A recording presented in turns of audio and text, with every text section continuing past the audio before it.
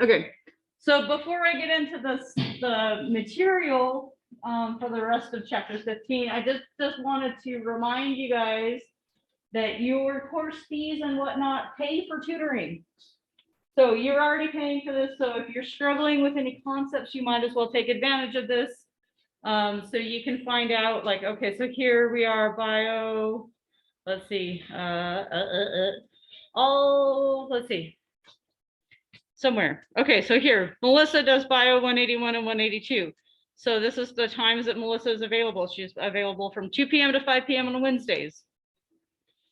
So you can figure out where that is. All I did was just Google CCC tutoring, and I pulled this up. There's a link to this, the PDF file that I stole this table from right there in those slides for you.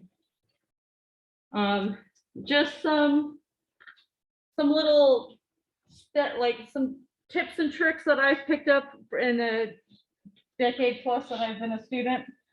Flashcards are helpful. Making the flashcards are the most helpful thing because it makes you study them, makes you study the material. Getting with your group, here you go. I like gave you on the first day, I gave you people to study with. Explain the concepts that we're doing in class to your parent or your child or somebody that is not in this class. If you can explain the thing, then that means that you understand it. If you can't explain it, then you don't fully understand it. And then that will identify for you the ways, like where your weaknesses are and where you need to spend your time focusing. I would always rewrite my notes after class. I would like take notes during class and then I would type them up after class. And that is just another way to cement that material in your brain. And then my favorite thing to do is to draw stuff out on a whiteboard. When I got divorced, when I was an undergrad, the house that I rented, I selected because it had a chalkboard in it. Because that was the best way that I could do was to actually like physically draw stuff out. Then I had the kinetic motions and the visual of the concepts that I was trying to learn. Okay, once upon a time, when Julia was in pre-calculus, I learned that math and I can get along, but it's a high maintenance relationship. And I learned this through when I took my first exam. I got it back and I was like, a D? I got a D? Like I didn't get D's. And I was really upset. And so then I was like, oh man, got to take the second exam, also a D. Third exam, also a D. And I was like, well, shit, what I'm doing is not working. And so then I started to study. I set aside 2 hours every day, every single day, to study pre-calculus. Took the fourth exam, 95%. Took the final exam, 99%. I walked out of that class with a B. So, you know, maybe you did good and maybe you didn't do good on the first exam, but that doesn't mean that you're not, that doesn't predict what you're going to do this time. So, you know, just, yeah, so finding out where you need to study, I think, is a very useful skill to learn. Questions about this? All right.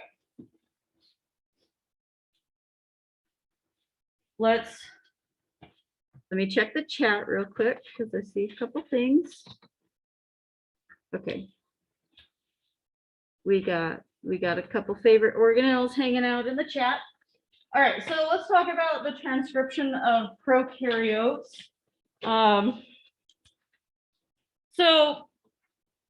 Let's just make sure that we all know what a gene is. So this is just a sequence of nucleotides that, you know, make stuff. It's the instructions for making stuff. This, whatever the functional product is, it's usually a protein. Sometimes it's an RNA. We'll talk about some specific RNAs that do certain jobs, like tRNAs or rRNAs. That's a gene product, even though it's not creating a protein. All right. So this gene, this stuff is true of prokaryotes and eukaryotes. So if I was going to ask you on like an exam or something, what are some of the things that are consistent across eukaryotes and prokaryotes as far as transcription goes? You could say this Tata box, and we're all going to giggle, and then we're going to go on. And so what this does, this is a short sequence that's rich in the T's and A's. If you were, so take a second to think about why we have the beginning part of gene expression is going to be rich in T's and A's. What do we remember about how many hydrogen bonds T's and A's make? They make 2. How many do G's and C's make? 3.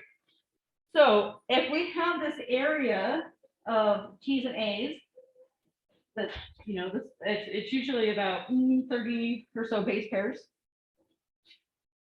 We have this structure that doesn't take as much energy to separate, right? So that's why that's one of the reasons why it's such a good promoter site, because it's easier to unzip that and to start saying, okay, here's where we're going to have mRNA replication begin. Okay, so that's our promoter spot. That's easy to unzip. And then we've got this start site, right? This is our start codon that we talked about before. And then here's all this crap that we're going to actually transcribe. And then we have to say, all right, now we're done, right? Our terminator site. So in prokaryotes, this transcribed region just becomes the mRNA. In eukaryotes, it gets more complicated because, of course, eukaryotes are more complicated. But in prokaryotes, this transcribed region becomes the mRNA. In eukaryotes, we have to like futz with stuff. All right, you feel okay about that? All right. Here's a bunch of details that you don't necessarily need to know. So we have our RNA polymerase in prokaryotes. There's one flavor of it. It's made up of 5 subunits. You don't have to memorize all of these things, but it's nice to know about them.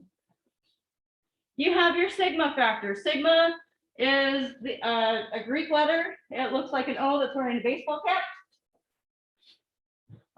This is the part, so it's here. This is the part of that enzyme that attaches to the promoter region that's rich in the Tata box that's rich in A's and T's. It says, let's start. Okay, and then we have these 2 alpha regions. And it says, okay, let's go. Like it clamps on. The rest of the RNA polymerase assembles, and it starts taking off. And then our 2 beta factors, that looks like a bee wearing a tuxedo. We have beta and beta prime. Basically, what they're doing is reading and then also incorporating the new nucleotides, and that's building the RNA molecule off of the template DNA. Okay, you don't need to know what all of these things do, but know that there's one flavor of RNA polymerase in prokaryotes. It's made up of 5 subunits. Each subunit has a specialized job. Okay, so we've got our 3 stages. We have a beginning, middle, and end. We have our initiation stage, our elongation stage, and termination stage. Okay. So here's our sigma factor. Here's the alpha factors, and then there's some other stuff that hasn't glommed on there yet. So here we got our double helix, our DNA. It's going to the promoter region finds the Tata box. The RNA polymerase opens up. the DNA is to create this open complex. It's a very short, just 10 to 15 base pairs that's unzipping the DNA. And so that's the open complex is basically just where we have 2 single strands of DNA, where it's unzipped a little bit, just a teeny tiny bit.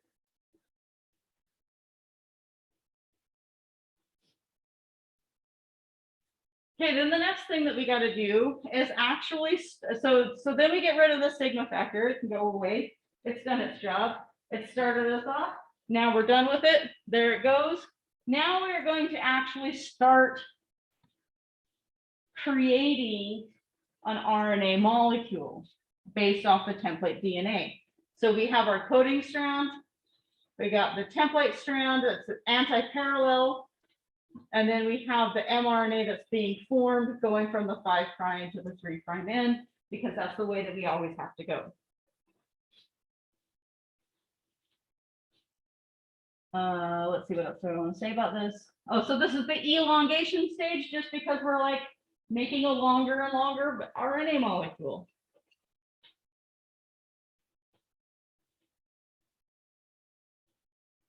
Okay, and then eventually, so this polymerase will chug along until it reaches the terminator region, and then it just pops off. And the enzyme, the RNAs, nope, the RNA polymerase will pop off, and then we have our completed mRNA transcript that's going to go do whatever its RNA job is going to be. In prokaryotes, transcription and translation happen simultaneously, because we don't have to deal with this nucleus, right? So we can just be chugging along making mRNA, and then there can be a ribosome coming just right behind our RNA polymerase, pooping out a protein. But when we get to eukaryotes, it becomes more complicated, because of course it is. So the other thing I want to say on this slide is that in prokaryote, mRNA lasts for about 5 seconds before it is denatured and disentangled and taken apart and recycled. 5 seconds. That's all. Very, very short-lived in prokaryotes.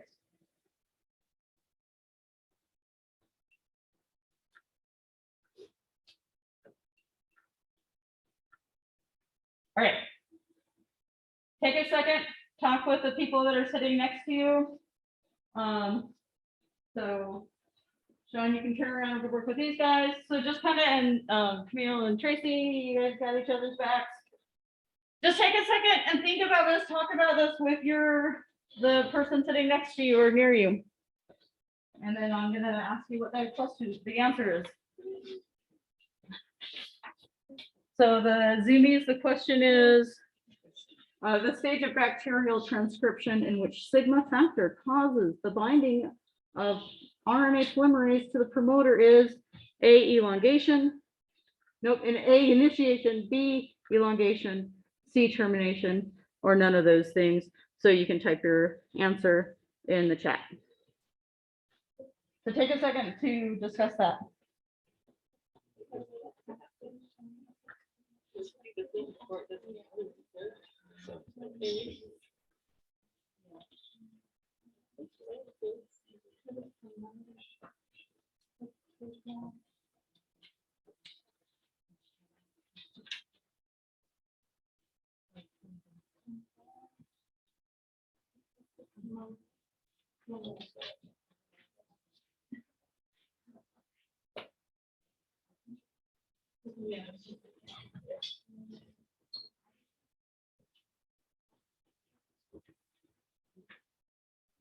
You got it? Maybe. You have an answer. Yes. You guys have an answer? Yeah, I think so. Okay. You guys have an answer? Yeah. Okay. All right. What is your answer? A. Is anybody got more confidence? A. It is A, right? Here we go. So the sigma factor, this is like binding to the top of the box. We're just getting started. right? Soon as the sigma, as soon as everything started and we transition into the elongation stage, sigma factor's done its job at plays off. Okay, you guys, looks like the Zoomies got that too, so great. All right, now we can start talking about more complicated things. All right, here's the little bullet points from the beginning of the section. All right, here's the major takeaways between the differences between prokaryotes and eukaryotes. Eukaryotes have 3 types of RNA polymerase. Bless you, bless you. Eukaryotes require these other things called transcription factors in order to start transcription. In prokaryotes, we just have a sigma factor, and eukaryotes, we're going to have other proteins that do more stuff. All right, and then eukaryotes have pre-mRNA that have to undergo a bunch of modifications before it can go off into the cytoplasm and do its thing. So we gotta futz with it before we're done. And this is where those words intron and extron that everybody hated before, now we're actually going to talk about them. All right. Here are the 3 things. You don't have to memorize all these things. The only thing that you have to memorize is that there's 3 kinds. But here they are. RNA polymerase 1 is found in the nucleus. It produces lots of rRNAs, except for the little teeny tiny ones.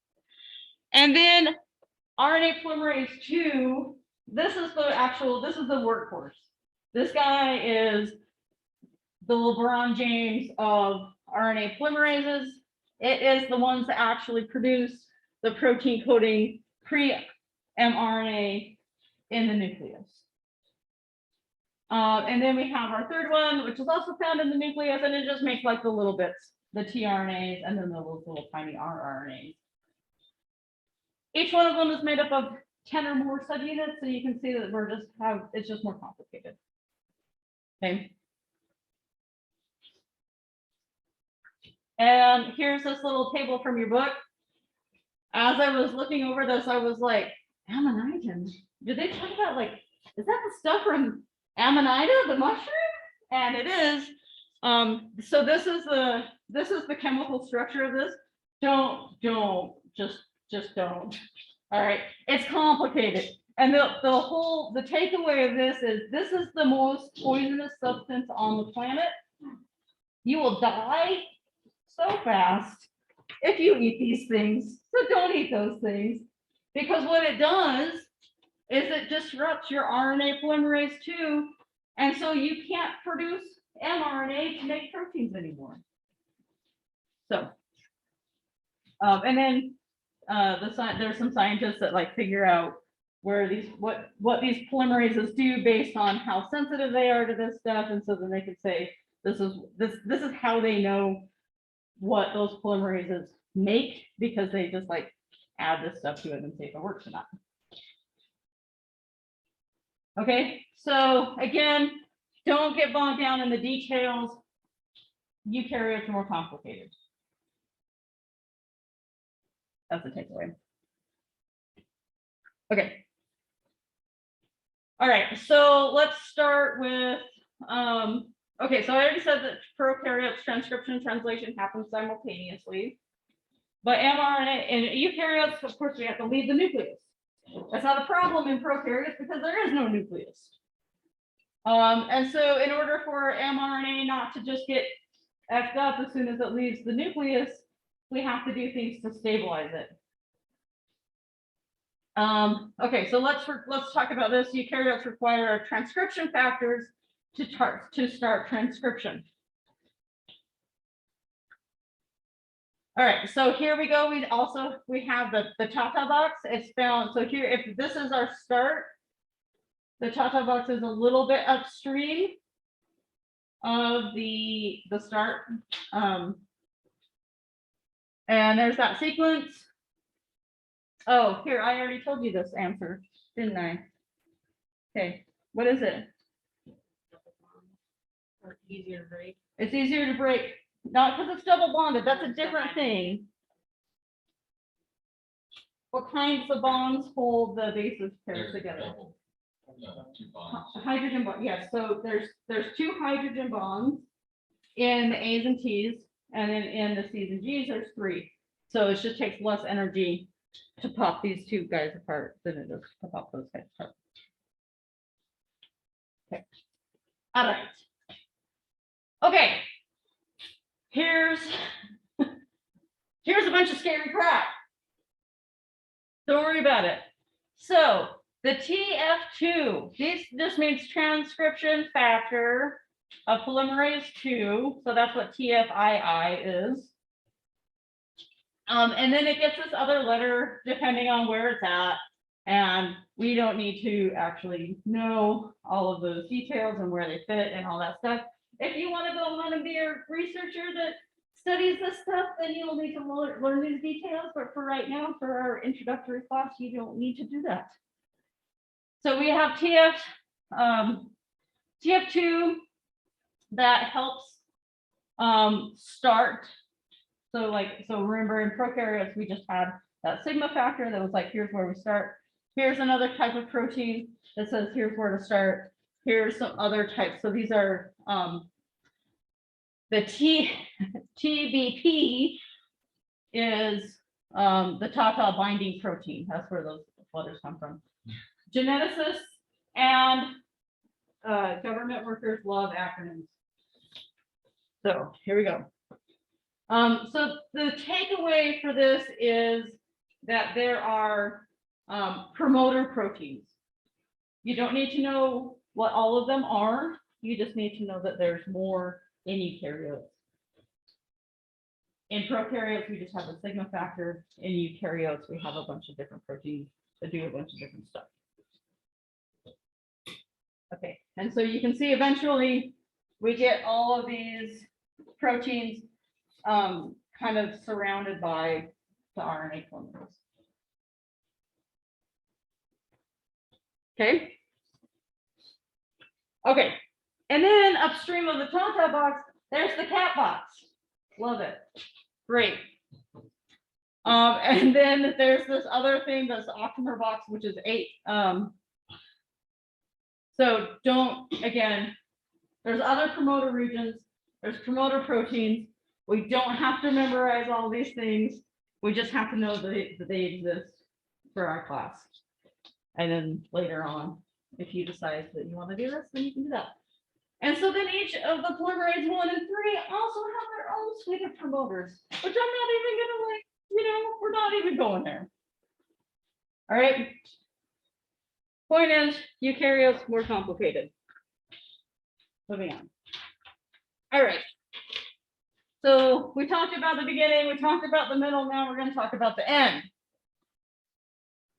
So the problem is with eukaryotes, we have all these ding dang histone proteins that our DNA is wrapping around. So if we're trying to unwind and unzip this DNA, and then we come across one of these stupid histones, we got to move it out of the way. And then we got to put it back when we're done. We don't want our instructions manual getting tangled up. Got to keep everything nice and tidy and filed. So we have a protein, but don't worry, just like there's an app for that, there's a protein for that. Right, so we have our FACT protein that is going, and that's some acronym that moves those histones out of the way so transcription can happen, and then it puts them back so that our DNA doesn't get tangled up. Okay, it's a fact. We got to move those histones.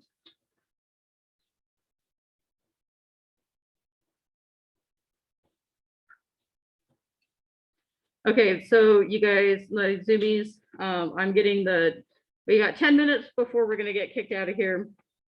So to be prepared to join back in a few minutes.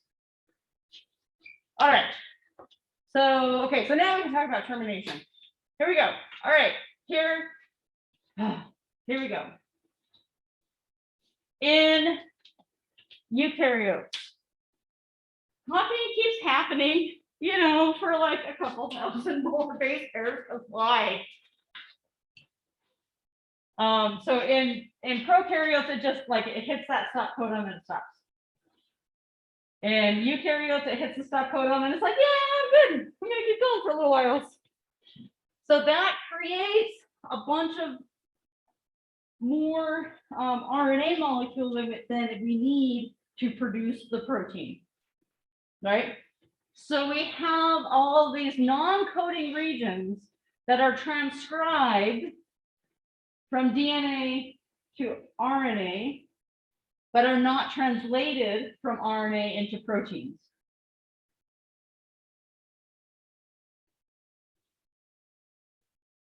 Okay, I'm seeing a lot of confused faces.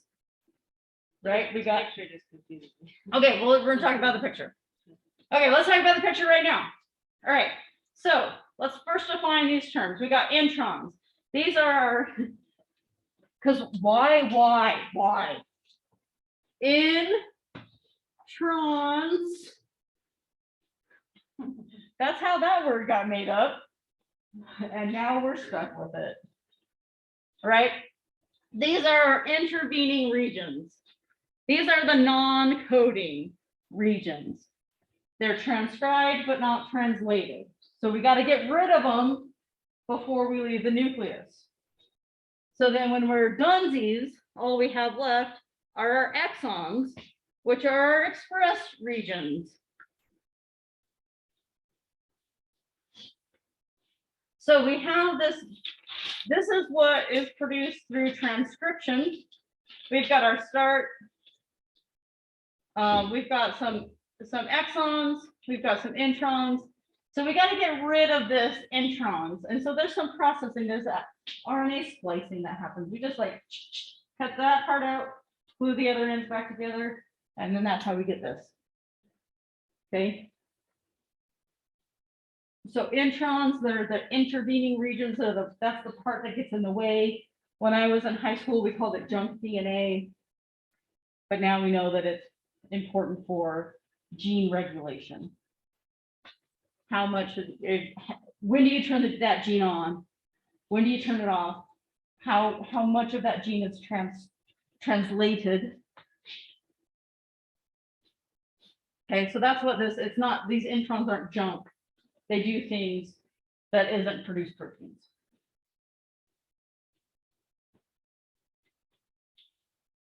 Okay, so now the last thing that's different about eukaryotes and prekaryotes is, so we've kind of alluded to this, that they have this pre-RNA, they have to undergo modifications.